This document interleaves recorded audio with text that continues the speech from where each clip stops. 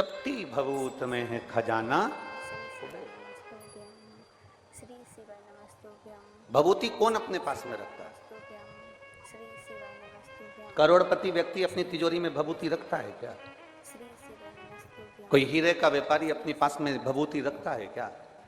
कोई डनलप के गद्दे पर सोने वाला, बहुत ऐश्वर्य राम की जिंदगी जीने वाला अपने पास भभूति रखता है क्या? भस्म भभूति या तो महादेव रखता है या फिर संत तारा बाबा या साधु ही तपस्वी ही रखता है। भभूति कहाँ मिलेगी? भस्म कहाँ मिलेगी? केवल एक बाबा देवाधिदेव महादेव के करीब, और जो शिव का एक स्वरूप हो, शंकर का एक प्रतिबिंब हो। सिरसा को जो कथा मिली है, सिरसा हरियाणा में जो ये कथा हो रही है, तारा बाबा की कुटिया पर जो ये कथा चल रही है, इस कथा का नाम श्री गुरु शिव पुराण दिया है।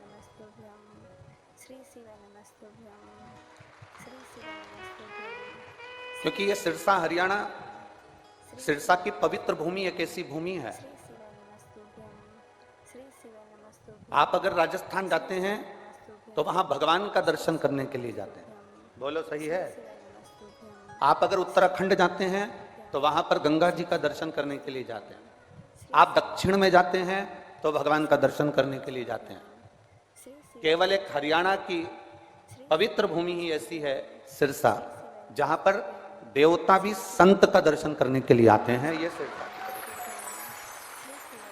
यहाँ जिस सिरसा हरियाणा में कथा चल रही है, यहाँ की आप पूरी भूमि को टटोलिए, पूरे संतों की, बिहारी जी हों, तारा बाबा हों, अन्य जितने बाबा, और यहाँ तक इस पवित्र भूमि पर गुरु नानक देव जी महाराज भी आकर विराजमान होकर आनंद लेकर गए। ये वो पवित्र भूमि सिरसा की महाराज। जो पहचान गया वो पहचान गया, जो ना पहचाना उसके हाथ से हीरा छूट गया। आप ये विचार ना करें कि 1 नंबर में बैठे, कि 2 नंबर में बैठे, कि 3 नंबर में बैठे। तुम इतना अंदाजा जरूर लगाकर बैठना कि अभी तक आप कथा के पंडाल में बैठते थे, अभी तक आप अपने घर में बैठते थे। ये पहली कथा है जो संत के घर के अंदर बैठकर कथा सुन रहे, संत की कुटिया, ये कुटिया के अंदर बैठकर कथा सुन। अब यहाँ हम मानते हैं, उसमें उन्होंने पत्र में लिखा कि हमारा वाला पंडाल पूरा भर चुका है, लोग बाहर खड़े हुए हैं। हम मानते हैं जितने पंडाल यहाँ गोपाल भैया और गोविंद भैया, आपने अंदाजा लगाया होगा कि एक पंडाल भराएगा, दूसरा भराएगा, तीसरा भराएगा, पर आप एक बार बाहर राउंड लगा कर आना, जितने पंडाल लगे हैं वो पंडाल तो फुल हो चुके हैं। लोग तारा बाबा के रोड पर बैठकर कथा श्रवण कर रहे हैं। पूरे आश्रम की कुटिया की रोडें भरी हुई हैं, इतना। और आज गौरव है आप और हमको कि हम संत की कुटिया के अंदर बैठ, वहां बैठकर कथा का रसतत्व ग्रहण कर रहे हैं। और खाली ना जाता कोई दर से तुम्हारे, खाली ना जाता कोई दर से तुम्हारे, मैं भी खड़ा हूँ नन्ही बाहें पसारे, अपने हृदय से लगा लो, लगा लो, गिरा जा रहा हूँ, उठा लो, उठा लो, भोले अपने दर से अब तो न डालो, गिरी जा रही हूँ, उठा लो, उठा लो। भगवान शिव की अविरल भक्ति, भगवान शंकर का संवाद, भगवान शंकर का स्मरण, भगवान शिव की अविरल भक्ति को प्राप्त करने का ये मौका मिला है। फागुन का महीना प्रारंभ हुआ है। फागुन के प्रथम महीने के प्रथम दिवस में आप और हम ये कथा सुनने के लिए बैठे। गुरु के रंग में, बाबा के रंग में, मेरे कुबेर भंडारी के रंग में, मेरे तारकेश्वर महादेव के रंग में, ऐसे रंग जाओ साथ में। ऐसे कोई शुद्ध ना रहे, कोई शुद्ध।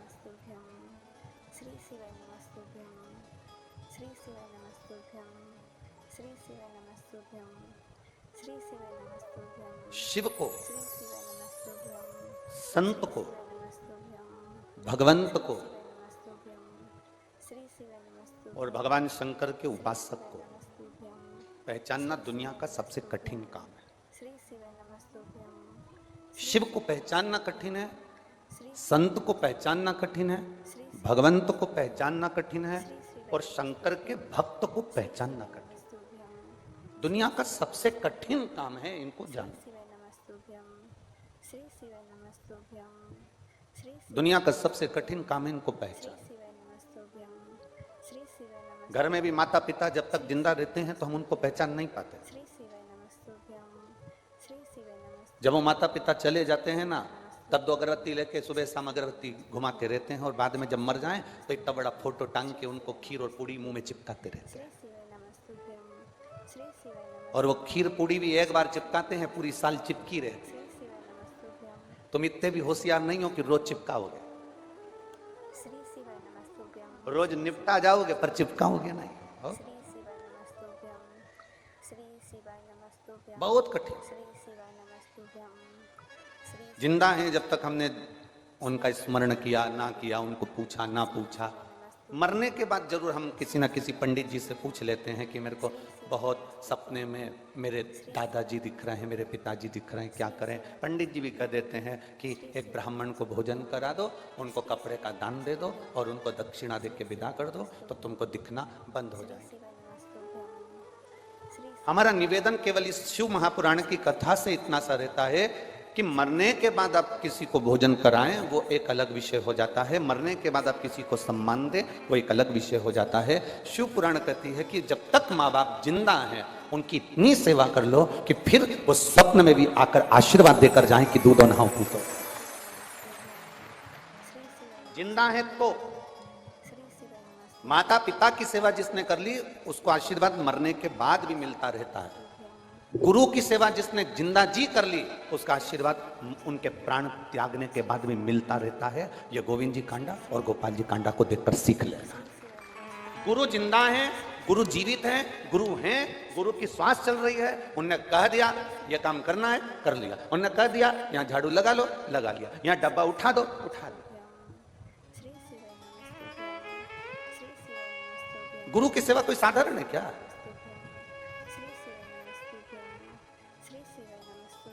विश्वा थिएटर जी के यहाँ पर संत नामदेव जी गुरु दीक्षा लेने गए। उन्होंने अपनी शिष्या को बुलाकर कर ले जूता उठा तो जरा, और जितने गुरु मंत्र लेने आए सबको देख धड़ धड़ धड़ धड़ दे एक एक जूता खींच के। शिष्या ने कहा गुरु जी वो गुरु मंत्र लेने आए। तो विश्वा थिएटर जी बोले मैं भी तो मंत्र दे रही हूँ, धड़ धड़ के एक एक जूता मार लपक लपक और उठाया जूता और दे धड़ धड़ धड़ धड़ धड़। अब गुरु तो गुरु होते, बड़े अटपटे होते हैं, गुरु को पहचानना ही तो कठिन है। जिसने जिंदगी में गुरु को पहचान लिया उसकी जिंदगी तो वैसे ही सार्थक हो गई।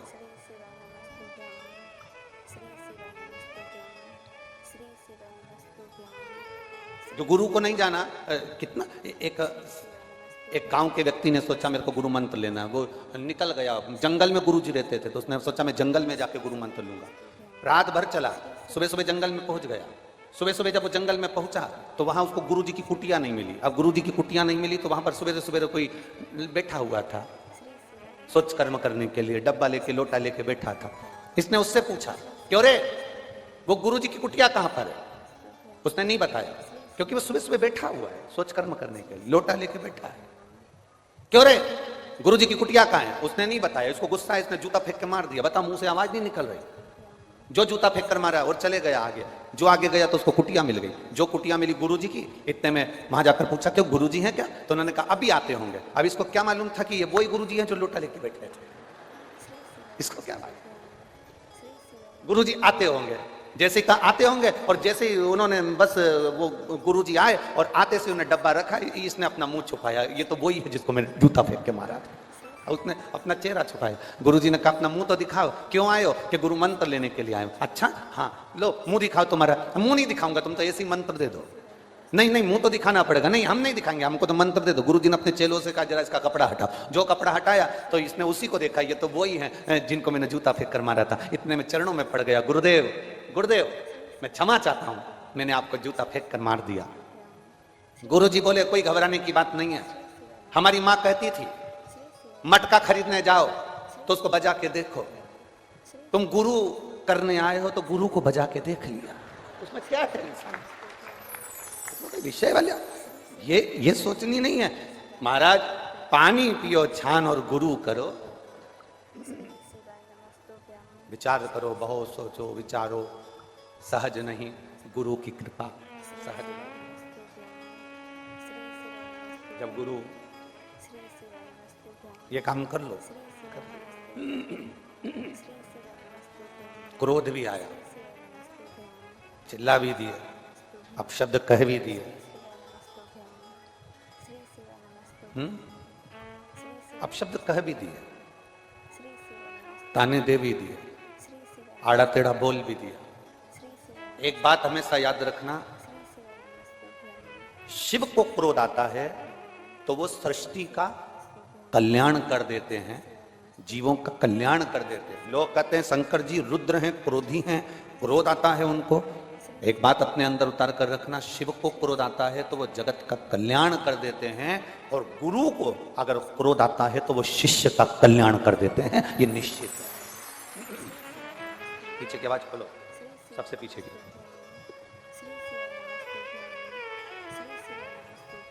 शिव को क्रोध आया, शंकर भगवान को अगर क्रोध आया तो उन्होंने जगत का कल्याण किया, जगत का। गुरु को क्रोध आया तो उन्होंने शिष्य का कल्याण। शिव वो गुरु हैं, शंकर वो गुरु हैं जिन्होंने पूरे विश्व के कल्याण करने का एक लक्ष्य रखा।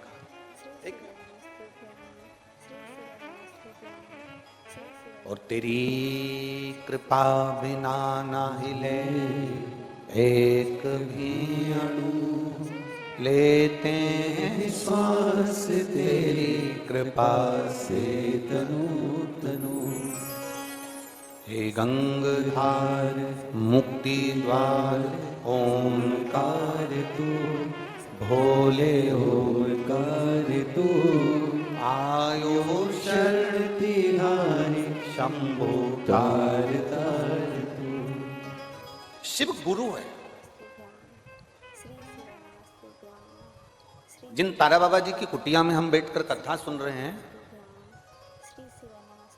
इनका जन्म भी शिवरात्रि का है, और इनकी जो ज्योति उस शिव में समाहित हुई, इनकी जो आत्मा परमात्मा में वापस जाकर मिली, वो तिथि भी शिवरात्रि है।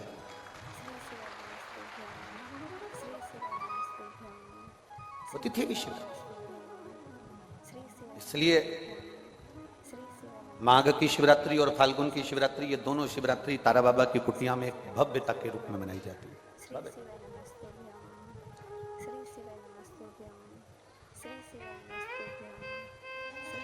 गोविंद जी, दुनिया के लोग कहते हैं कि शिवरात्रि के दिन भगवान शंकर की पार्वती जी के साथ शादी हुई, ये दुनिया के लोग कहते हैं। और यदि जिसने शिव पुराण की कथा अगर अच्छे से सुनी हो और पढ़ी हो, तो शिव जी की शादी की जो तारीख है वो ये नहीं है। हमने पहले भी उसका वर्णन, भगवान देवादिदेव महादेव के विवाह की जो तारीख है वो वैशाख शुक्ल पंचमी, शुक्ल पक्ष के वैशाख के महीने में जो पंचमी पड़ती है, उस दिन भगवान शंकर और पार्वती जी का विवाह हुआ था। ये जो शिवरात्रि है, ये विवाह की रात्रि नहीं है। ये शिवरात्रि ब्रह्मा और भगवान विष्णु ने भगवान शंकर को पहचानने के लिए पृथ्वी पर भगवान शंकर के प्रथम शिवलिंग को प्रकट करा था। तो ये शंकर जी के जन्म की शिवरात्रि है, प्रागट्य की।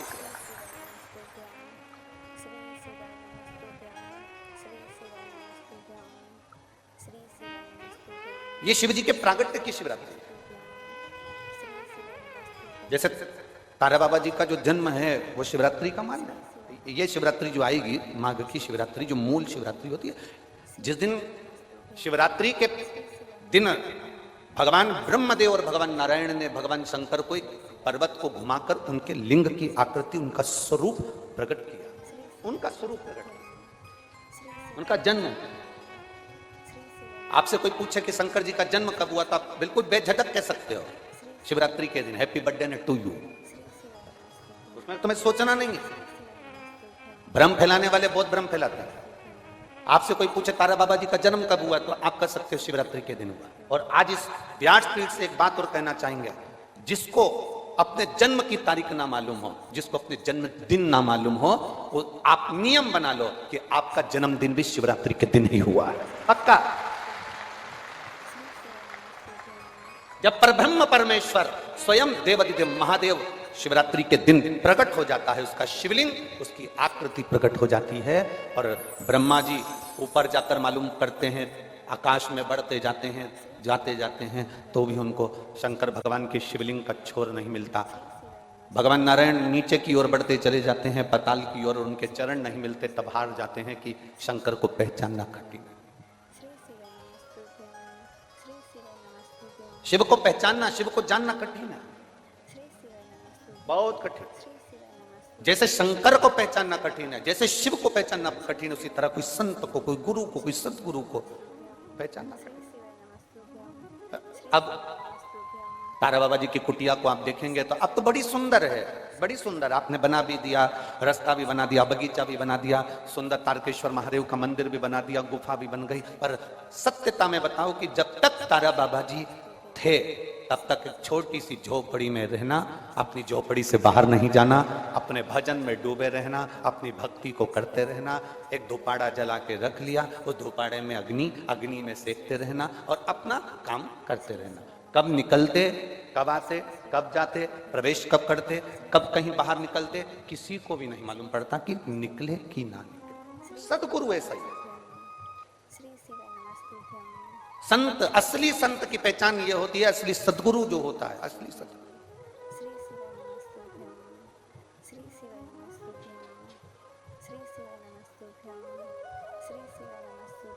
हमने यहाँ देखा तारा बाबा जी की कुटिया के बाहर से दर्शन कराते हैं, उनके समाधि स्थल के कराते हैं, बाहर से दर्शन, बाहर से दर्शन, समाधि स्थल का जो दर्शन कराते हैं बाहर से कराते हैं। कल रात्रि को सावन पंडित जी कह रहे थे, गुरुजी अपन इतनी सारी जगह गए, कई समाधियों पे अपन ने दर्शन करे, वहां तो बिल्कुल अंदर तक सभी को दर्शन कराते हैं, यहाँ बाहर से दर्शन कराते हैं। हमने कहा इसी को समझ कर, शिव महापुराण में एक वर्णन आता है, पशुपति नाथ का व्रत करो, 16 सोमवार का व्रत करो, सोमवार का व्रत करो, शिवरात्रि का व्रत करो, चतुर्थी का व्रत करो, तीज का व्रत करो, एकादशी का व्रत करो, पूर्णिमा का व्रत करो, आपका मन पड़े वो व्रत करो। व्रत करने की मना नहीं, पर शिव महापुराण कहती है, शंकर भगवान का चरित्र कहता है कि व्रत करने वाले को सबसे बड़ा नियम एक धारण करना चाहिए। सबसे बड़ा व्रत का नियम कौन सा है कि जो व्रत करे, दिन भर भूखा रहे, दिन भर कुछ ना खाए और अपनी कामना के लिए भगवान शंकर की आराधना करते हो, भगवान शिव की उपासना करते हो, और कोई आया तुम्हारे पांव को छुआ, प्रणाम करा, और तुम्हारे पांव को छुआ, प्रणाम करा, और तुमने उसके ऊपर हाथ रख दिया, या तुम्हारे चरण छुए और छूकर उसको तुमने अपने दिल से कुछ दे दिया, तो उसने चरण छुआ और तुम्हारे नीवी मुख से निकला, पर तुम्हारे चरण को अगर उसने व्रत वाले दिन हाथ लगा लिया तो समझ लेना कि तुमने जो दिन भर व्रत करा उस व्रत का पुण्य वो लेकर चले गया, तुम्हारे व्रत का पुण्य वो लेकर चले गया। कई माताएं कहती हैं हमने पशुपति व्रत करा था, हमने ये वाला व्रत करा था, हमारा व्रत तो सफल ही नहीं हुआ, हमारी पड़ोसन ने व्रत करा, उसका व्रत सफल हो गया। कारण उसका यह है कि तुम्हारा व्रत जिस दिन था उस दिन तुम्हारे कोई ना पांव पड़ा होगा, पांव पड़ा, चरण छुआ, और सबसे बड़ी बात है तुम अनुभव कर देखना, अपने पैर के अंगूठे पे एक लोटा जल डालकर देखना, ठंडा पानी डालकर देखना, तुम्हारा भेजा भी ठंडा हो जाता है। अर्थात पांव के अंगूठे में, पांव में वो बल होता है कि व्यक्ति के चित्त, वृत्ति, मन और बुद्धि का सब कुछ चरण छूने वाला खींच कर ले जाता है। ये निश्चितता है। आपका पुण्य वो खींच कर ले गया, आपके व्रत का फल वो खींच कर ले गया, आपकी आराधना का फल वो खींच कर ले गया, आपकी साधना का फल वो खींच कर ले गया। हमारा एक नियम है, आप लोगों को मालूम होगा, हम कई बार कथा में कहे, हम कभी भी चरण नहीं छूने देते, स्त्री को तो छूने ही नहीं देते, माताओं को तो बिल्कुल भी नहीं, क्योंकि हम आपको जीजी बोलते हैं और आप हो गई हमारी बहन, और भाई के चरण छुओ तो अच्छी बात थोड़ी ना। हम तुम्हारे छू लें पर तुम हमारे मत छू। और हम जितने भी भाई लोग बैठते हैं इनको जीजा कहते हैं, इनसे हम हमारे चरण छुआ लेते हैं, क्योंकि जीजा और साले की चल जाती है, इनकी और हमारी चल जाती है, तुम्हारी नहीं चलेगी। चरण की बड़ी मात, व्रत करने वाली माता चाहे उपास कर रही हो, साधना कर रही हो, नियम धारण करी हुई है, जिस दिन तुम्हारा व्रत है, एकादशी का व्रत है, उस दिन अपने पांव को हाथ मत लगाने दो। जिस दिन तुम्हारा पशुपति व्रत है, उस दिन तुम्हारे चरण को कोई को छूने मत दो। जिस दिन तुम्हारा 16 सोमवार का व्रत है, उस दिन आपके चरण को कोई हाथ ना लगाए, आपको प्रणाम कोई ना करे, दूर से प्रणाम करे, दूर से दंडवत करे, दूर से वो नमन करके चले जाए, पर नजदीक से नहीं, उसको छू कर नहीं। हमारा पूरा पुण्य वो खींच कर लेगा, पूरा।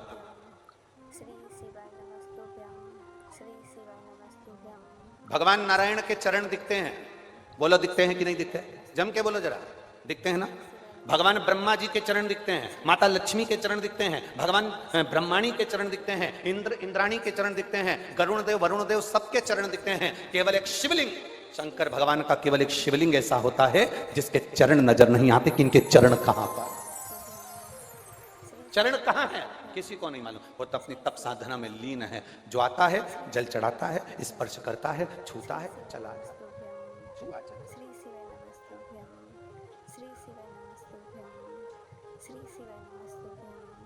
एक महिला ने एक पत्र भेजा,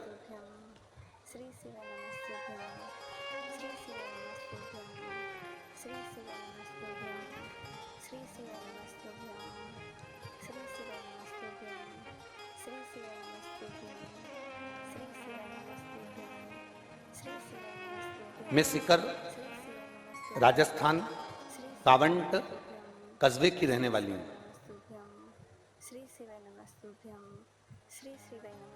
पंडाल बहुत सारे हैं, तुम जिस भी पंडाल में बैठे हो उस पंडाल में आप खड़े जरूर हो जाना, ठीक है?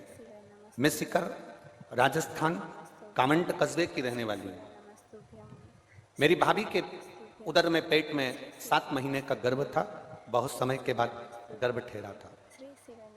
7वां महीना हुआ, जिनने पत्र लिखा है वो हाथ भी हिलाएं, कहीं आप ही हैं ऐसा हाथ हिला दो। श्री शिवाय नमस्ते। बच्चा आया है क्या साथ में? नहीं आया। 7वां महीना था, डॉक्टर ने उसकी रिपोर्ट देखी और रिपोर्ट देखते से कह दिया ये बच्चे के हाथ और पांव नहीं बने। इस बच्चे का केवल धड़कन कुछ मात्रा में चल रही है और इसके हाथ पैर नहीं बने हैं। ये बच्चा पूरा विक्षिप्त है, नाक नहीं बनी, कान नहीं बना। 7वां महीना चल रहा है, इस बच्चे को तुम गिरवा दो, ये बच्चा मत रखिए, इसका ऑपरेशन करवा दीजिए, ये बच्चा ठीक नहीं है। तभी मेरी बड़ी बहन ने भाभी जी को बताया, टीवी पर आस्था चैनल पर कथा आती है और वो सियोर वाला महाराज कहता है 1 लोटा जल चढ़ाओ, उसका पानी लाकर आचमन करो, 1 बेलपत्र चढ़ाओ, उसको खाओ। और डॉक्टर ने कह दिया कि 6 दिन के अंदर इसका ऑपरेशन कराना जरूरी है, नहीं तो ये बच्चा अंदर के अंदर सड़ने लगेगा। अब करें तो करें क्या? 1 बेलपत्र मेरी भाभी रोज खाने लगी, क्योंकि इतने दिनों के बाद गर्भ ठहरा था, इतने दिनों के बाद बच्चा हो रहा था। भाभी 1 बेलपत्र खाने लगी, शिव जी को जल चढ़ाने लगी। हमने उस बच्चे का ऑपरेशन नहीं करवाया, 9 महीने हमने निकाल दिए।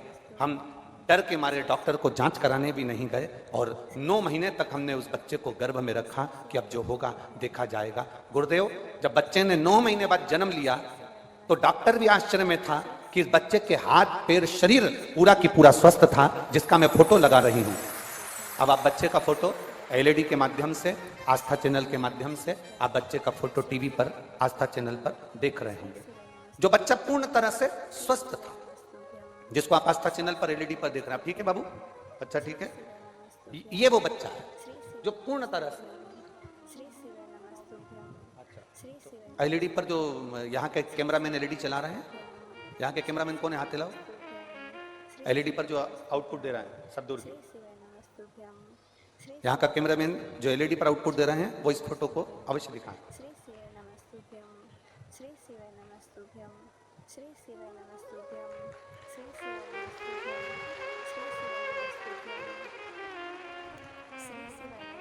दिखा है LED पर, दिखा कि नहीं दिखा? दिखा है। आस्था चैनल पर भी एक फोटो दिखाया गया है, जो LEDयां चल रही हैं उस पर भी आप इस फोटो को देख सकते हैं। बैठो बहन। श्री शिवाय नमस्ते। शिव तत्व की प्राप्ति इसी को कहते हैं। आप जितने विश्वास से, जितने भरोसे से, जितनी दृढ़ता से आप देवाधिदेव महादेव का स्मरण करते हो, भगवान शंकर की विरल भक्ति को धारण करते हो, मेरा देवाधिदेव महादेव उतनी कृपा आप पर जरूर करता है। और एक बात अपने भीतर उतार कर रखना, अभी तक जो कथा हो रही थी वो पंडाल में हो रही थी और आप पंडाल से अपने घर जा रहे थे। पहली कथा है जो तारा बाबा की कुटिया में अर्थात संत के घर में हो रही है।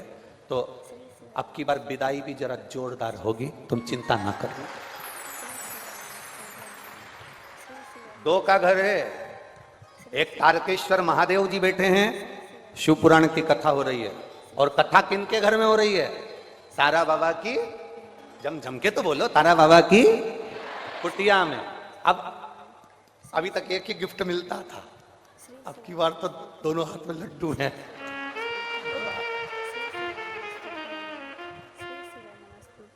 और शंभो शरणे पड़ी मांगू घड़ी रे घड़ी, दुख काटो दया दर्शन आको। वो देने में पीछे नहीं रहा, बहुत उसको भजने वाला चाहिए, उसका स्मरण करने वाला चाहिए, उसका मंत्र जाप करने वाला चाहिए। आप जितना देर कथा के पंडाल में बैठो, जितनी देर तारा बाबा की कुटिया में बैठो, तारा बाबा की कुटिया में जहां तुमको मर्जी पड़ जाए, पेड़ के नीचे, डाली के नीचे, छत के नीचे, खुले में, जहां तुमको जगह मिल जाए, जहां तक आवाज जा रही हो, वहां बैठकर जितनी देर बन सके उतनी देर भगवान शंकर की अविरल भक्ति कथा को धारण करो, शिव तत्व को धारण करो, उसको पहचानने का प्रयास करो, उसको जानने का प्रयास करो। नहीं पहचाना था देवराज, देवराज नहीं पहचान पाया था।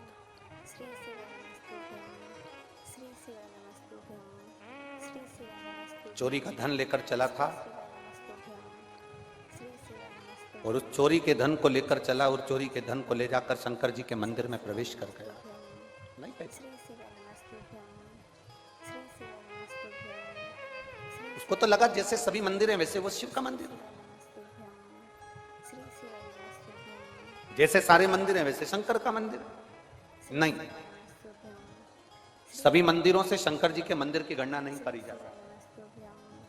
राम जी का मंदिर है तो उसको राम मंदिर कहेंगे, कृष्ण का मंदिर है तो उसको कृष्ण का मंदिर कहेंगे, देवी का मंदिर है तो उसको देवी का मंदिर कहेंगे, नवग्रह का मंदिर है तो उसको नवग्रह का मंदिर कहेंगे, दत्त का मंदिर है तो उसको दत्त का मंदिर कहेंगे। केवल एक शंकर भगवान का स्थान ऐसा होता है जिसको मंदिर नहीं कहा जाता, जिसको शिवालय कहा जाता है कि वो शिवालय है। जहां शंकर भगवान का शिवलिंग होता है, भले मंदिर जैसी आकृति हो, भले मंदिर जैसा बना हो, पर शंकर भगवान के मंदिर को शंकर भगवान का मंदिर नहीं कहते, शिव जी के मंदिर को शिव मंदिर नहीं कहते, शंकर के मंदिर को शिवालय कहते। मंदिर वो होता है जिस मंदिर में भगवान की मूर्ति एक बार स्थापित हो जाती है, वो बाहर नहीं निकलती। शिवालय एक ऐसा होता है जिसके बाहर नंदी बैठा होता है। नंदी बैठा है, समझ लो गाड़ी में हारन बज रहा है, ड्राइवर तैयार है, मतलब गाड़ी भुड़ भुड़ कर रही है, मतलब सेठ आएगा, गाड़ी में बैठेगा, बाहर जरूर जाएगा। उसी तरह जिस मंदिर के बाहर नंदी बैठा होता है उस मंदिर को मंदिर नहीं शिवालय कहा जाता है। मतलब ये याद रखना कि भगवान शंकर मंदिर के अंदर तो दिन भर रहते हैं, पर प्रदोष काल के समय पर प्रतिदिन मंदिर से बाहर निकल जाते हैं और अपने भक्त के घर पहुंच जाते हैं। उसको शिवालय कहा, उसको शिवालय कहते। शिवालय में केवल भगवान रहता नहीं है, शिवालय से बाहर भी जाता है। शिवालय में केवल भगवान रहता नहीं है, उस शिवालय के बाहर पहुंचता है।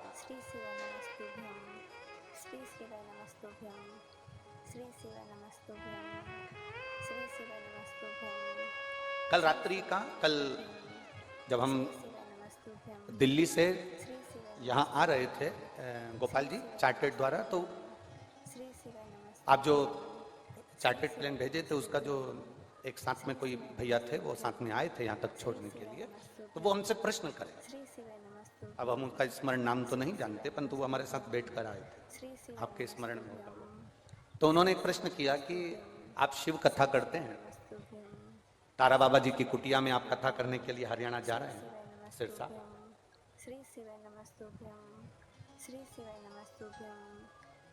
जैसे देवादिदेव महादेव नंदी पर बैठकर प्रतिदिन शिवालय से बाहर जाते हैं और अपने भक्तों का कल्याण करते हैं, आप जिस कुटिया में कथा वाचने जा रहे हैं वहां तारा बाबा जी की कुटिया है। क्या संत, क्या साधु, क्या गुरु, क्या बाबा जी भी अपने भक्तों के दुख काटने के लिए अपनी कुटिया से बाहर आते हैं? हमने उस बालक को एक ही बात कही, बच्चा थोड़ा थोड़ा सा रोता है ना, तो माँ कभी भी अपना काम छोड़कर नहीं जाती है, तो माँ को मालूम है इसकी आदत है भिन्न भिन्न करने की, काय को जाएगी? वे करता रहे, माँ कपड़ा धोती रहे, वे करता रहे, माँ रोटी बनाती रहे, वे करता रहे, माँ अपना काम करती रहे, उसके पास नहीं जाती। पर बच्चा एकदम चीख के रो दे, एकदम चीखा और रो दिया, अब माँ कपड़ा छोड़ के जाएगी कि नहीं जाएगी? अरे बोलो तरी सिरसा की जीजियों, कपड़ा छोड़ के जाएगी कि नहीं जाएगी? बच्चा एकदम चीख कर रोया तो माँ बर्तन छोड़ के जाएगी कि नहीं जाएगी? बच्चा एकदम चीख कर रोया, माँ भोजन बनाती बनाती जाएगी कि नहीं जाएगी? एकदम रोया है तो जाएगी। हमने उस बच्चे से कहा, व्यक्ति अगर दिन भर पे पे करे तो भगवान संत साधु नहीं आते, पर जब एकदम किसी अपने बच्चे पर, अपने भक्त पर जब दुख आता है तो तारा बाबा भी निकल कर बाहर चले जाते हैं। निश्चित संत, सन्यासी, तपस्वी, साधक, उपासक, माता पिता, गुरु और परमात्मा अपने भक्त के दुख को देखता नहीं है, उस दुख को काटने का प्रयास करता है। भक्त हार जाता है, भक्तों को लगता है मैंने 1 महीना इंतजार करा, मेरा तो काम ही नहीं हुआ, मैंने तो 2 महीना इंतजार करा, मेरा तो काम ही नहीं हुआ, मुझे तो गुरुजी ने यहाँ भेज दिया सिरसा, मुझे तो गुरुजी ने भेज दिया नोएडा, मुझे तो गुरुजी ने भेज दिया दिल्ली, मुझे तो गुरुजी ने भेज दिया मुंबई, मैंने 1 महीने इंतजार करा, मेरा काम नहीं हो रहा, मैंने 2 महीने इंतजार करा, मेरा काम नहीं हो रहा, मैंने 3 महीने इंतजार करा, मेरा काम नहीं हुआ। फिर आया गुरुजी के पास में, गुरुजी मेरी तो दशा ही नहीं सुधर रही। गुरुजी बोले मैंने तेरे को भेजा था ना, तू उस काम में वहीं पे पहुंच जा, यहाँ आया ही काय को, तू तो मैंने तुझे भेज दिया था ना, तू अपने काम में लग जा, तू काम में लगे रहे, बस इंतजार कर।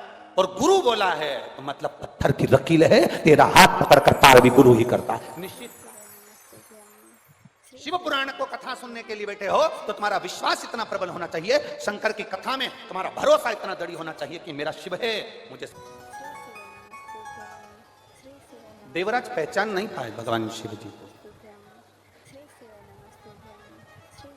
भगवान का मंदिर अलग है, शिवालय अलग है। मंदिर में भगवान स्थापित रहते हैं, रिटर्न बढ़ाओ रिटर्न, मंदिर में भगवान स्थापित रहते हैं, और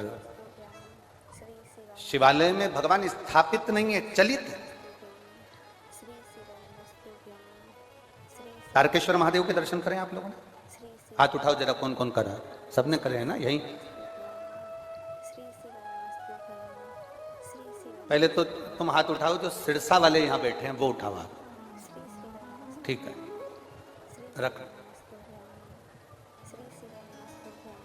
अब जो सिरसा से बाहर से आए वो हाथ उठाओ। अरे तुम ही तो नहीं उठा दिए बाकी? हाँ ठीक है, रख लो।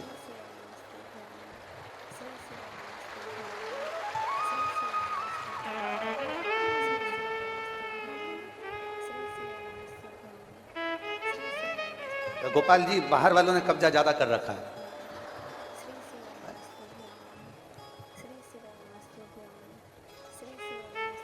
मेरे तारा बाबा जी के फैन ज्यादा हो तो आज दिख रहा है कि बाहर से भी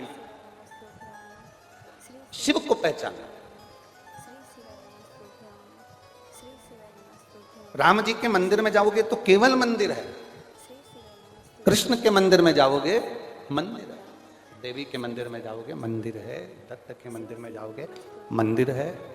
पर तारकेश्वर महादेव का दर्शन कर रहे हो, कुबेरेश्वर महादेव का दर्शन कर रहे हो, महाकालेश्वर का दर्शन कर रहे हो, ओमकारेश्वर का दर्शन कर रहे हो, केदारेश्वर का दर्शन कर रहे हो, भीमाशंकर का दर्शन कर रहे हो, ये मंदिर नहीं है, ये शिवालय है। शिवालय किसी गुरुद्वारे में आप दर्शन करने के लिए जाएंगे, किसी गुरुद्वारे, वो गुरु का द्वार है। क्योंकि गुरु का जो द्वार होता है ना, वो परमात्मा के करीब पहुंचाने वाला था। हमने एक बार कथा में कहा था, आप लोगों के स्मरण में होगा, ओंडा नागनाथ जी की हमने कथा कही थी कि जिस समय पर नामदेव जी महाराज ओंडा नागनाथ में महाराष्ट्र की धरा पर मंदिर के अंदर बैठे थे और वहां के विद्वानों ने नामदेव जी को उठाकर पीछे फेंक दिया, तब गुरु नानक देव जी वहां पर पहुंचे।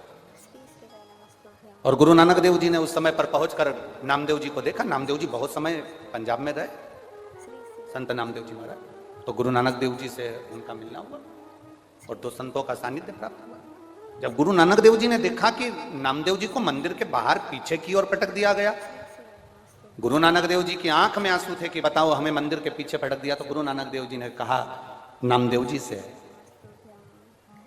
क्यों घबराते हो नामदेव, क्यों चिंता करते हो नामदेव, तुम्हारे नयनों में अश्रु, साधु, सन्यासी, तपस्वी, साधक, उपासक की आंख में आंसू क्यों?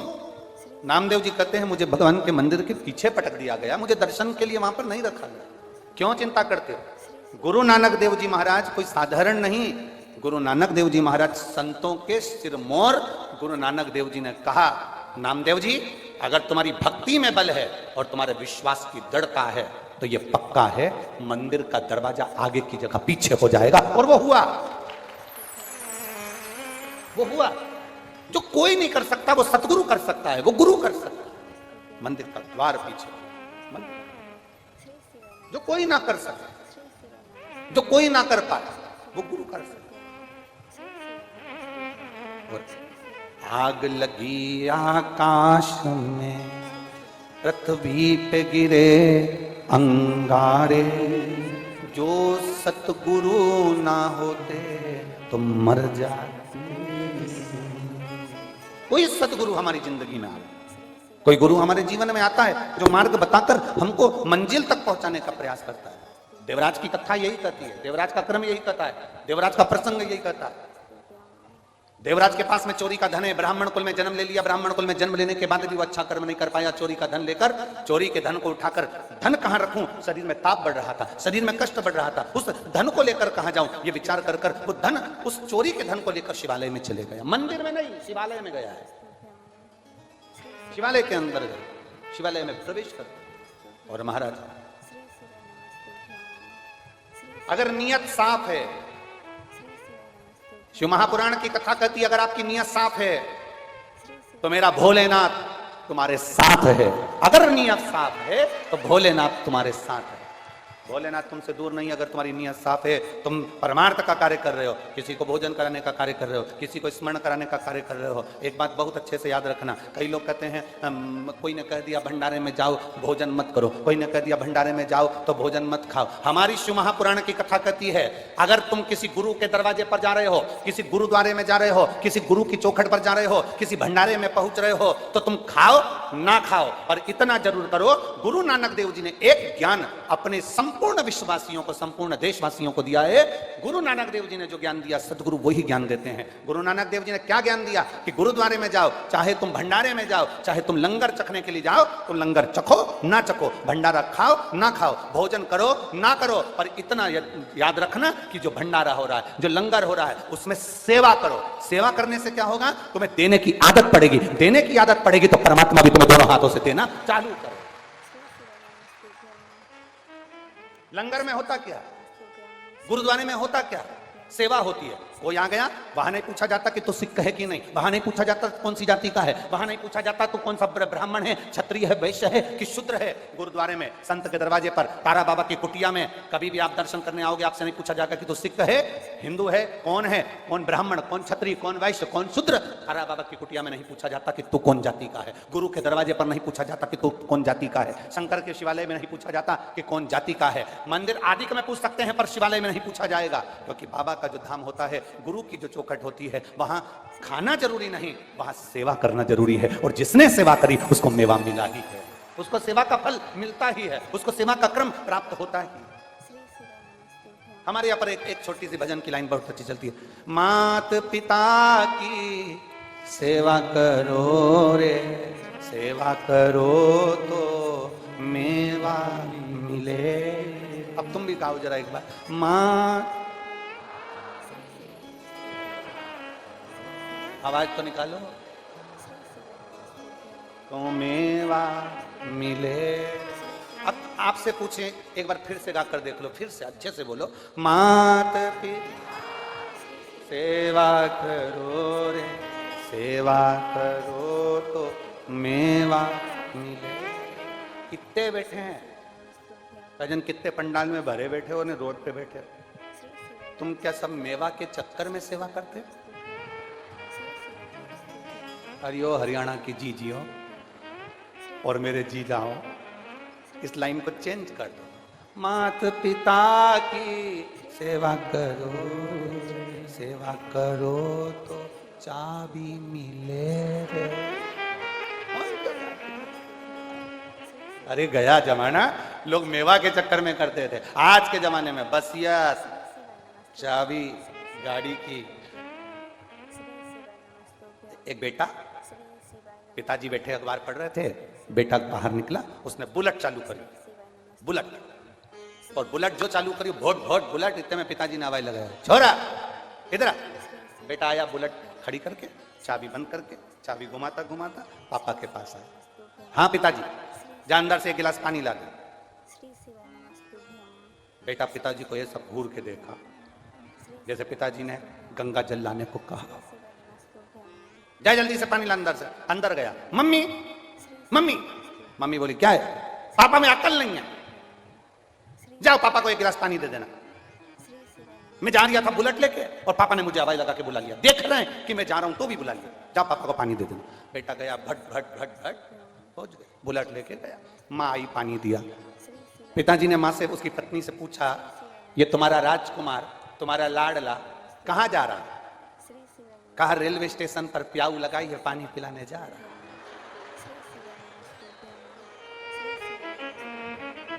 अब जरा सोचिए, कभी प्यासे को पिलाया नहीं, ओ बाद अमृत पिलाने से क्या फायदा। अब एक तरफ कहे कि हमने सामान रेलवे स्टेशन पर भंडारा लगाया है, कोई कहे कि हमने वहाँ भंडारा चलाया है, कोई कहे कि हमने वहाँ भंडारा चलाया, पर आपने दिल से सेवा की। गुरुद्वारे में, गुरु के दरवाजे पर, शिव की चौखट पर, शिव महापुराण में यही चीज सिखाई जाती है कि देना सीखो। जिस दिन तुम्हें देना आ गया, जिस दिन तुम्हें सेवा करना आ गई, उस दिन भोलेनाथ और गुरु अपनी चाबी तुम्हारे हाथ में पकड़ा देते हैं, फिर खोलते रहो, लेते। गुरु पकड़ा, चाबी कब मिलेगी? बेटा बाप के लिए आगे बढ़े, बेटा बाप के लिए अग्रण्य रहे। पापा पानी ला दूं? हाँ। पापा ये कर दूं? हाँ। कपड़ा ला दूं? हाँ। सामान ला दूं? हाँ। बाप खुश हो जाता है, चाबी दे देता, ले ये गाड़ी ले ले, जा लिया, ले गाड़ी की चाबी ले, जा लिया, जा गाड़ी की चाबी ले, लिया। बड़ा चाबी कब मिली? जब बाप प्रसन्न हुआ। आप सेवा ही नहीं करें, सेवा ही।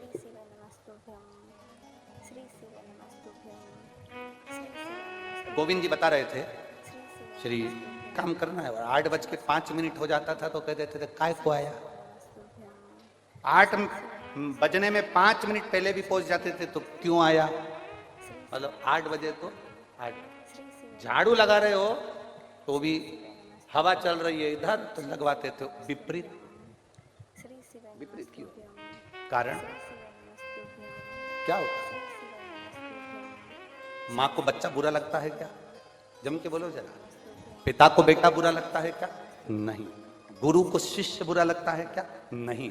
पर गुरु अपने शिष्य को, माँ अपने बच्चे को, सास अपनी बहू को खूब गालियां देती है, खूब अपशब्द कहती है, खूब काम करवाती है। कारण गुरु को मालूम है कि दुनिया की इस भागदौड़ में कोई तेरा हाथ पकड़कर खींचकर बाहर नहीं करेगा। तू जो यहाँ मेहनत कर रहा है उसका फल तुझे एक ना एक दिन जरूर मिलेगा, इसलिए गुरु मेहनत करवा। माँ अपने बच्चे को डांटती है, माँ अपने बच्चे को मारती है, माँ अपने बच्चे को चिल्ला देती है, माँ अपने बच्चे को शब्द कर देती है, माँ अपने बच्चे को आड़ा टेढ़ा बोल देती है। माँ को बच्चा बुरा नहीं है, पर माँ चाहती है कि मेरा बेटा ठीक हो, उसका जीवन अच्छा, उसकी जिंदगी सार्थक हो, उसका जीवन आनंदित हो, उसका जीवन आनंदमय हो। माता की दृष्टि में पुत्र बेकार नहीं है, पिता की दृष्टि में बेटा बेकार नहीं है, परंतु वो उसको श्रेष्ठ बनाने का प्रयास करे, श्रेष्ठ बनाने।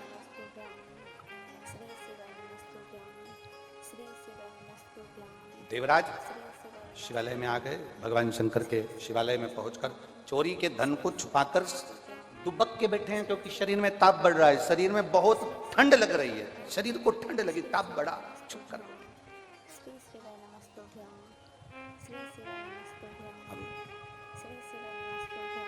जब ताप बढ़ा,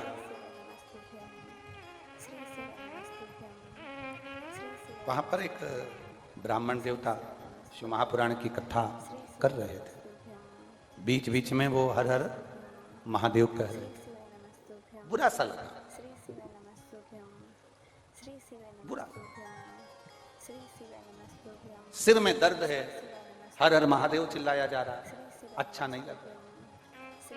हमने पहले कथा में कहा, जब शरीर में कष्ट होता है, शरीर में रोग होता है, शरीर में कष्ट होता है, तो भोजन अच्छा नहीं लगता। और जब इसी शरीर के अंदर अहंकार बहुत होता है तो भजन अच्छा नहीं। अहंकार, अभिमान, अहंता बहुत।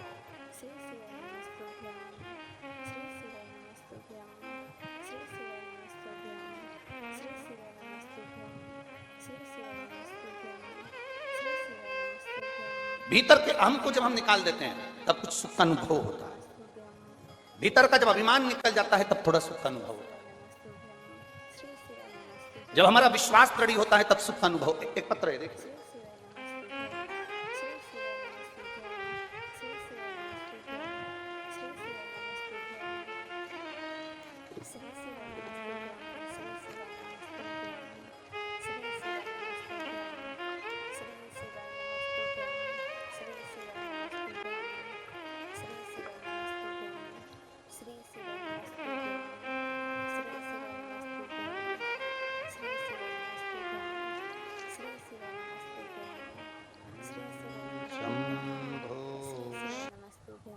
उसको लास्ट स्टेज का, 4th स्टेज का कैंसर हो गया। 5 महीने से वेंटिलेटर पर पड़ा हुआ है। नलकी के द्वारा उसको खाना पीना नाक से दिया जा रहा है।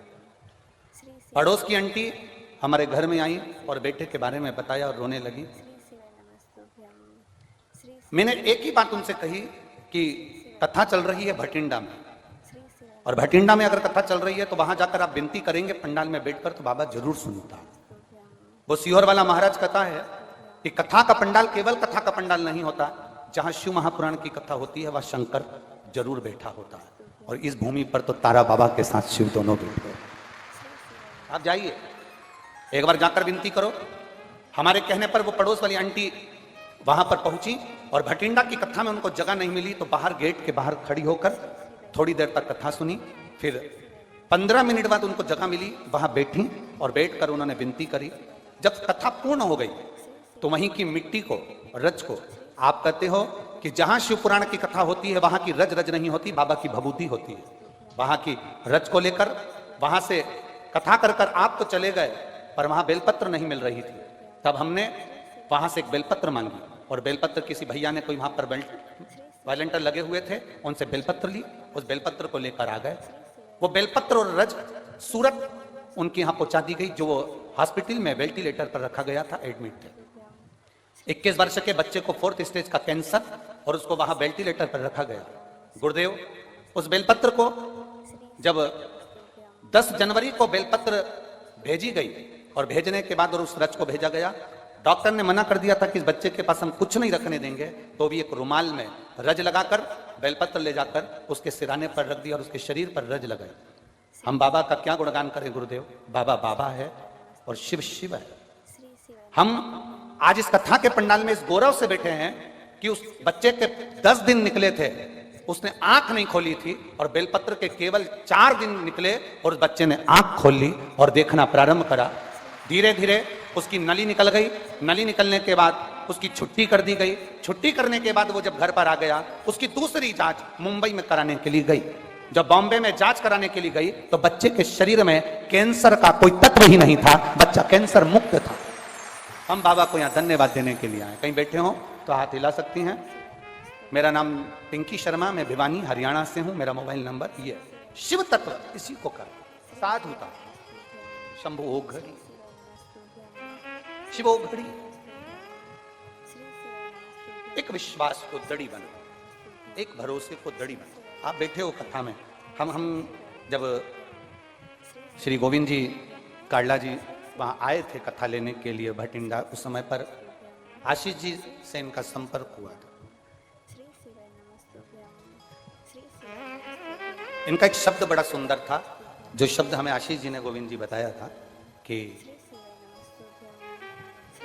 कथा तारकेश्वर महादेव को सुनना है, तारा बाबा को कराना है, और हमारे सिरसा के लोग शिव पुराण को सुनने के लिए ललायित हैं, और हमारा विश्वास करता है ये कथा तारा बाबा खूब अच्छे से करा रहे। ये शब्द थे गोविंद जी। कथा के लिए 2027 तक के समय नहीं है। ये जो समय था ये हमने सीहोर कुबेरेश्वर धाम की कथा की तैयारी के लिए रखा था, जो रुद्राक्षोत्सव सीहोर में होता है उसके लिए।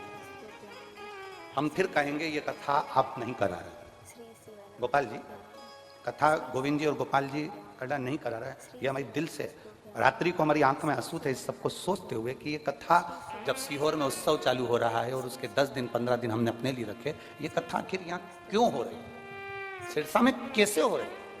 तब अनुभव ये करा है रात्रि विश्राम का कि ये कथा तुम दोनों नहीं करा रहे, कड़ला परिवार नहीं करा रहे। ये कथा जो अंदर बैठे हैं ना तारा बाबा, ये अनुभव, दिली अनुभव, और ये अनुभव किया रात्रि को जब करते समय, तो सुना ये गोविंद शंकर को पकड़ लाया, अनुभव किया। ये बताने का नहीं होता, पर भीतर के जो भाव है वो कथा किसी के बस। और सुनो सिरसा वालों, हरियाणा के सभी जीजी जीजा बेटी बेटा बहन भाई माता पिता बंधुओं को मैं नमन कर कर कहता हूं, ये आपने जो शंकर जी के मंदिर में एक लोटा जल चढ़ाया होगा तो तारा बाबा ने तुमको सुनाने के लिए ये शिव पुराण को बुलाया। ये तुम्हारी भक्ति का बल बढ़ा है, तुम्हारे एक लोटे जल का बल बढ़ा है, तुम्हारी भक्ति का बल बढ़ा है, जो ये शंकर भगवान की अविरल कथा श्रवण करने का तुम्हें सौभाग्य प्राप्त हुआ, शिव तत्व को प्राप्त करने। हाँ भाग्यशाली हो आप अपने घर जाओ तो थोड़ा सा राइन नॉन से नजर उतरवा लो। घर जाते जाते तुम घर वालों से कहते आज मेरी नजर उतार दो, घर के लोग पूछेंगे पागल हो गई है, 90 साल की नजर कौन लगाएगा, कोई नहीं, देवताओं की नजर लग जाएगी कि इतनी कथा सुन रही है, इतनी कथा, इसलिए मेरी नजर उतार। और वो हमारी मम्मी कहती थी ना, अटक मटक चटक, लग गई नजर तो उसको उतारो। बहुत कठिन है शिव पुराण।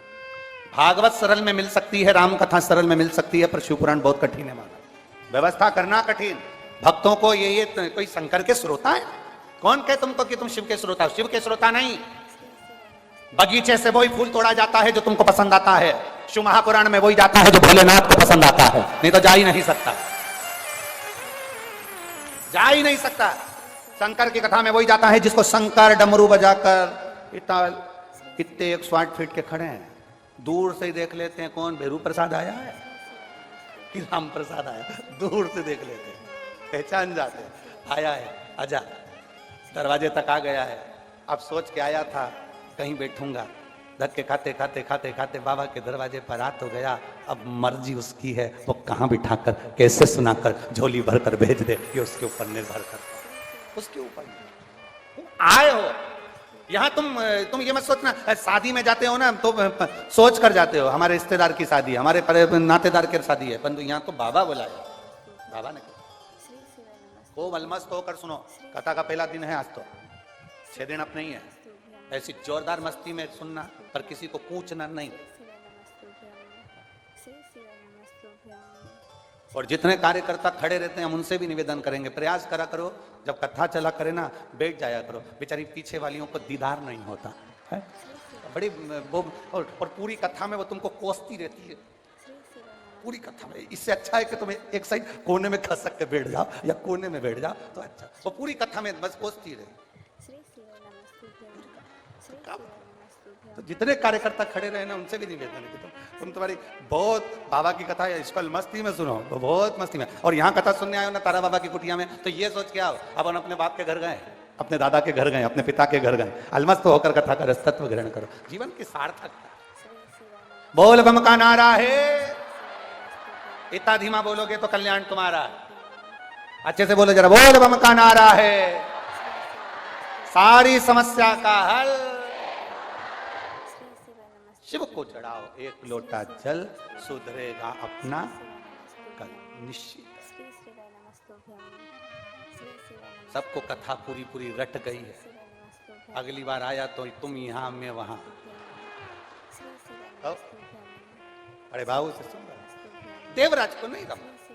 देवराज को लगा कि मैं, अब देवराज अगर किसी मंदिर में जाता तो चल जाता, पर देवराज तो शिवालय में गया। शिवालय में जाना ही तो कठिन है। सबसे कठिन दुनिया का काम भगवान शंकर के शिवालय तक जाना बहुत कठिन काम है। मंदिर में जाना सरल है, पर शिवालय में जाना कठिन है। तेरे मंदिर में आना मेरा काम है और मेरी बिगड़ी बनाना तेरा। शिवालय तक पहुंचना बहुत कठिन। कहीं बैठी हो तो हाथ हिला सकते, उसका पत्र है, पर अब ढूंढना पड़ेगा। शिव कथा कर रहे, आपका विश्वास दृढ़ बना, और जिस दिन आपका विश्वास दृढ़ हो गया, जिस दिन आपका भरोसा दृढ़ हो गया, उस दिन एक आनंद की अनुभूति अपने आप शिव की प्राप्ति। शिव कथा में देवराज के प्राण छूटे, भगवान देवाधिदेव महादेव उसको नंदी पर बिठा कर कैलाश धाम। अब देवराज के मन में प्रश्न आया कि मेरे जैसा पापी जिसने चोरी का धन लिया, चोरी का आभूषण लिया, चोरी का सामान लिया, और मेरे जैसे जीव पर आप कृपा कर दी, कैसे हो सकता? कहा तूने एक क्षण शिवालय में अपना पांव रखा, बैठा, शिव पुराण की कथा का तत्व ग्रहण करा, ये उसी का फल है जो तुझे आज मिल रहा। देवराज, तेरी माता ने एक लोटा जल शिव जी को चढ़ाया था, और शिव पुराण की कथा कहती है कि एक लोटा जल अगर महादेव को चढ़ाया जाता है तो उसकी 71 पीढ़ी देवाधिदेव महादेव पार लगा देते हैं। ये शास्त्र कह रहा है, ये हमारा पुराण कह रहा है, ये हमारा वेद कह रहा है। शिव तत्व की प्राप्ति। आगे बिंदुक की कथा। बिंदुक नाम का ब्राह्मण चोरी का धन ले जाकर एक दीवार से कूद रहा था, पानी में चला जाता है, प्राण छूट जाते हैं, प्रेत की योनि में पड़ जाता है। जिसकी धर्म पत्नी चंचुला काशी में जाकर एक क्षण की शिव पुराण की कथा श्रवण कर ले। एक क्षण। चंचुला देवी के मन में यह भरोसा नहीं था, क्योंकि चंचुला कभी देवालय शिवालय नहीं गई थी। चंचुला कभी भगवान के मंदिर तक नहीं पहुंची थी।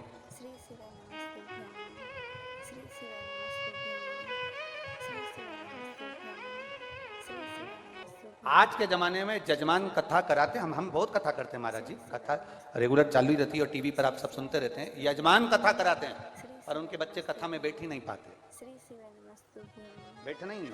पर देखकर हमको बहुत अच्छा लगा कि आपके बेटियां, आपके बच्चे शिव महापुराण की कथा को श्रवण करने के लिए बैठे हैं। ये संस्कार है, ये आपके घर के संस्कार है और होना चाहिए। प्रयास करो आप भी, हमारे घर के बच्चे भगवान की भक्ति की ओर बढ़े। हम मना नहीं करेंगे, खूब पढ़ो, खूब पढ़ो, खूब नाम कमाओ। हमारे देश का भी, परिवार का भी, घर का भी, कुटुंब का भी और समाज का भी खूब नाम कमाओ। पर अपने घर के बच्चों को संस्कार भी दो कि वो कम से कम भगवान शंकर की अविरल भक्ति में जुड़े, एक लोटा जल देवाधिदेव महादेव को समर्पित करें और अपने जीवन को सार्थक करें। ये संस्कार हमें दें, ये जरूरी बहुत। शिव कथा को भगवान शंकर का सम्मान करा है। बिंदुक के प्राण छूट गए। चंचुला देवी ने एक क्षण की शिव महापुराण की कथा सुनी, एक क्षण मात्र। उसके कानों में शब्द चले गया था और शब्द गया और उसने शंकर को एक लोटा जल चढ़ाया।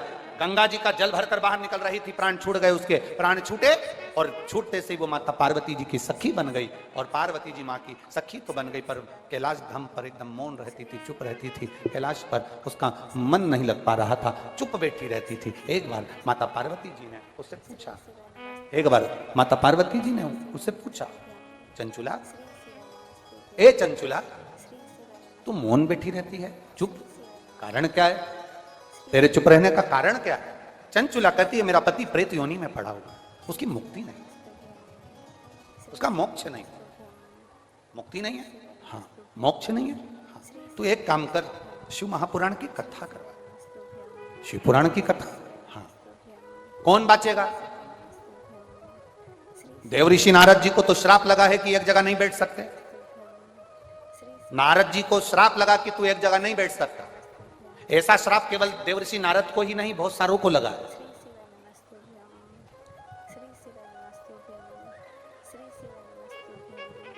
कथा में 33 कोटि देवी देवता आते हैं कथा सुनने के लिए शिव पुराण को। देव ऋषि नारद भी कथा सुनने के लिए आते हैं। देवता उनको तो तुम पहचान लोगे कि ये शंकर जी है, ये राम जी है, ये कृष्ण जी है, ये देवी है, देवता है। नारद को कैसे पहचानोगे?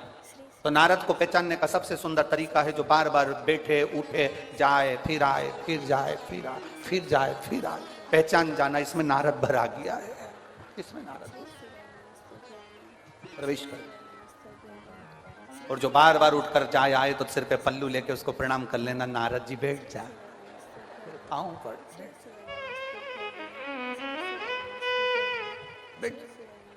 नारद की कथा नहीं सुना है। तब नारद जी के एक मित्र थे तुमरुका जी, जिनका विग्रह हाथ में तुमरुका है, करताल है, सुंदर, उनका बस घोड़े का मुंह लगा है और शरीर देवर्षि नारद जैसा है। उनके पास में गई और कहा कथा सुनना है। कथा ठीक है, पर मैं तुमको कथा कैसे सुना दूं? जोड़े से इस शिव पुराण का पूजन होता है, तो एक काम करो, किसी का जोड़ा लेकर। जोड़ा किसका लाए? तब चंचुला देवी ने पार्वती जी से विनती करी, निवेदन करा, माँ जगत जननी पार्वती जी से विनय करी, माता पार्वती जी से प्रार्थना करी, माता पार्वती जी। पार्वती मैया ने देवादिदेव महादेव से निवेदन किया। पार्वती जी ने देवादिदेव महादेव से निवेदन करा, ईश्वर जी और गोरा जी बनकर, भगवान शंकर और पार्वती जी गणा और गोर बनकर, यजमान बनकर, शिव पुराण के यजमान बनकर कथा को सुनने के लिए पहुंच रहे हैं। जोरदार ताली बजाएं, ईश्वर जी गोरा जी पधार रहे हैं।